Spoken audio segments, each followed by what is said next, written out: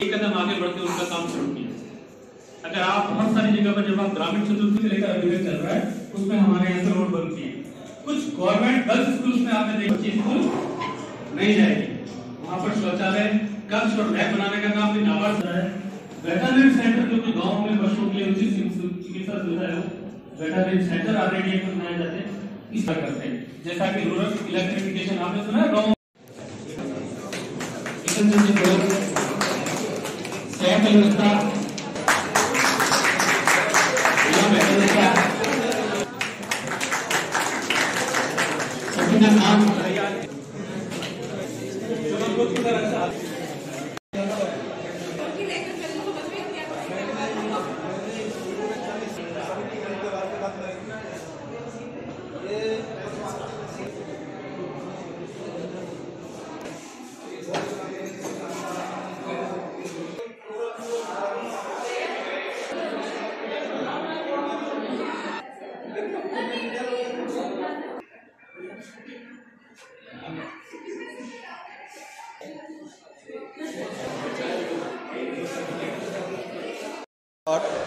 National bank for agriculture and rural development,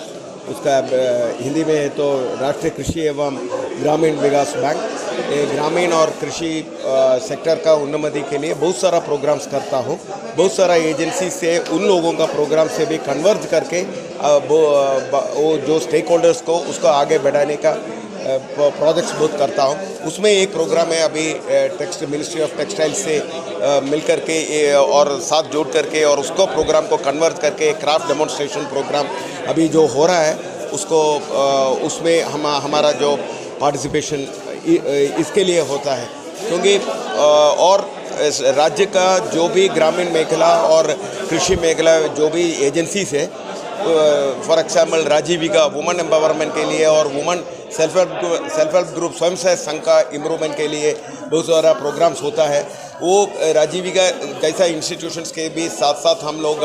मिल कर के और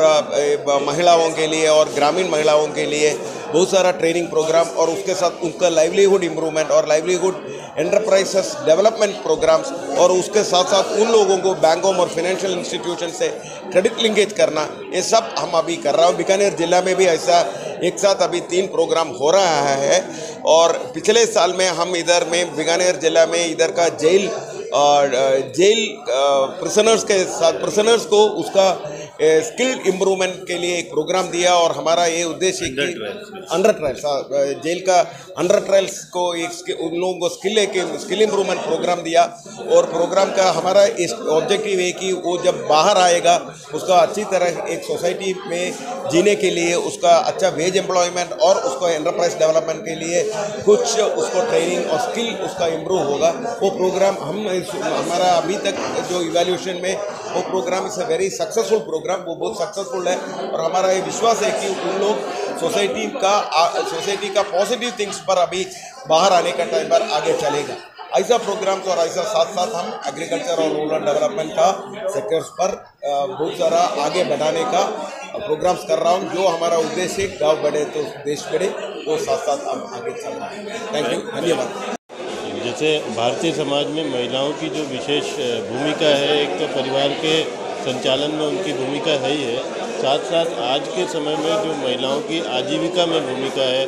जो आय में भूमिका है, परिवार की पूरी आय में महिलाओं की भूमिका को और बढ़ाने के लिए और उनको आगे जो है उनका विकास करके पूरे परिवार को, पूरे समाज को आगे ले जाने के लिए जो प्रयास किए जा रहे हैं, जैसे महिलाओं को कलाओं से जोड़ा जा रहा है, महिलाओं को अलग अलग तरीके के कौशल से जोड़ा जा रहा है, उनको अलग अलग स्किल्स जो है वो इम्पार्ट की जा रही हैं। इसी के तहत जो पिछले 2 दिन से हम आए हैं, तो कल जो है हम लोग लूनकरण सर गए थे। लूनकरण सर में एक सैनिटरी नैपकिन बनाने का प्रोग्राम हम लोग कर रहे हैं राजीविका के क्लस्टर लेवल फेडरेशन के साथ में। तो उसमें महिलाओं को उस तरीके का प्रशिक्षण दिया जा रहा है कि वो लोग सैनिटरी नैपकिन बनाएंगे और उसका फिर विपणन भी अपने स्तर पर करेंगे। और यहाँ जो ये कला प्रदर्शन एक प्रदर्शनी लगाई गई है, उसमें महिलाओं का विशेष योगदान है। जैसे कि ये जो हैंडीक्राफ्ट के आइटम है या जो कशीदाकारी का काम है, उसमें महिलाएं जो है बहुत अच्छे जो निपुण हैं और इन सब कलाओं को अपना करके वो अपनी आजीविका को बढ़ा सकती हैं, साथ में अपने परिवार की आजीविका को बढ़ा सकती हैं, परिवार की आमदनी बढ़ा सकती हैं और अपना जो विकास है उसमें अपनी भूमिका को और अहम कर सकती हैं। इन सब प्रयासों को प्रोत्साहित करने के लिए नाबार्ड दूसरी सभी संस्थाओं के साथ में जो है अपने प्रयास कर रहा है और हम इन सब चीज़ों में उम्मीद करते हैं कि इससे महिलाओं का जो है वो महिलाएं प्रोत्साहित होंगी और अपनी आमदनी बढ़ाएंगी और आगे बढ़ेंगी और उसके साथ साथ हमारा देश भी आगे बढ़ेगा। आज का जो कार्यक्रम रखा गया है मिनिस्ट्री ऑफ टेक्सटाइल की तरफ से क्राफ्ट डेमोस्ट्रेशन यूनिट का जो कार्यक्रम रखा गया है, इसमें आत्मनिर्भर बनाने के लिए बहनों को ट्रेनिंग के बाद वो किस तरह से बाजार से जुड़ेंगी उसके लिए डेमोस्ट्रेशन के रूप में यह कार्यक्रम आयोजित किया है। कार्यक्रम की में मुख्य अतिथि के रूप में मुख्य महाप्रबंधक नाबार्ड श्री बैजूवन कुरूप जी तथा मुख्य महाप्रबंधक के अलावा हमारे महाप्रबंधक श्री पुष्पाश पांडे जी ने अध्यक्षता करते हुए कार्यक्रम में सभी आने वाले युवाओं को बताया कि क्राफ्ट एक ऐसी चीज़ है जिसके माध्यम से वो लंबे समय तक जीवन में अपने आय का अर्जन कर सकते हैं। इसी के साथ नाबार्ड द्वारा चलाई जा रही बीकानेर में जो योजनाएं हैं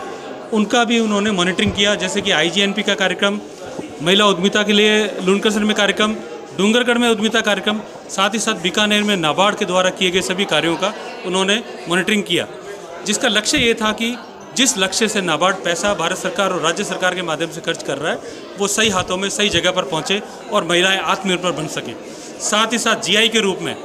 बीकानेर को जो उत्साह कला में नाम मिला है उसमें हमारे उत्साह कलाकार जो हैं ये महसूस कर सकें कि ये जो कला है ये सिर्फ बीकानेर ही नहीं पूरे देश में इसका पहचान हो और हमारे जो कलाकार हैं वो इस कला के माध्यम से अपनी आय को ज़्यादा से ज़्यादा लोगों तक पहुंचा सके। मैं इसके लिए शुक्रिया अदा करूंगा हमारे हनीफ उस्ताद जी का, जिन्होंने इस कार्यक्रम में नाबार्ड को पूरी तरह से सहयोग किया। साथ ही साथ शौकत अली जी और हमारे अंतर्राष्ट्रीय कलाकार जो कि साफा बांधने में एक नहीं सैकड़ों तरह के कार्य करते हैं और उन सभी को धन्यवाद के साथ मैं कृष्ण चंद्र पुरोहित जी को मैं धन्यवाद अदा करता हूं कि वो आगे भी अच्छा कार्य करते रहें और साथ ही साथ नाबार्ड के साथ जितना भी सहयोग कर चाहें वो हमसे सहयोग की आगे आशा रखें, हम उनको सहयोग करते रहेंगे। धन्यवाद। रमेश तांबिया, नाबार्ड बीकानेर। मेरा नाम परवीन शर्मा है। मैं हैंडीक्राफ्ट जो भी सिलाई कढ़ाई महिलाओं के उद्यम के कार्य के लिए जो भी सेंटर चलते हैं उनमें अपना योगदान देती हूँ। अभी हमने नाबार्ड के तरफ से एक सेंटर लगा था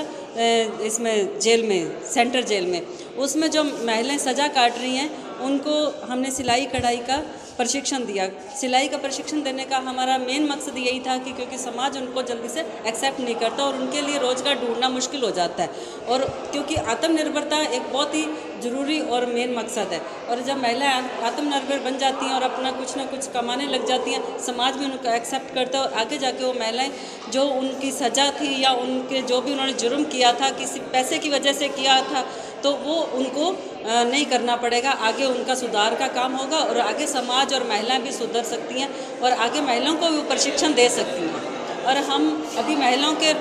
उत्थान के लिए यही काम करते हैं कि महिलाएं अपना रोजगार स्टार्ट कर सकें और रोजगार स्टार्ट होगा, महिलाएं एक शिक्षित होगी, प्रशिक्षित होगी, वो आगे समाज भी प्रशिक्षित होगा और हमारी ये बेरोजगारी की समस्या खत्म होगी।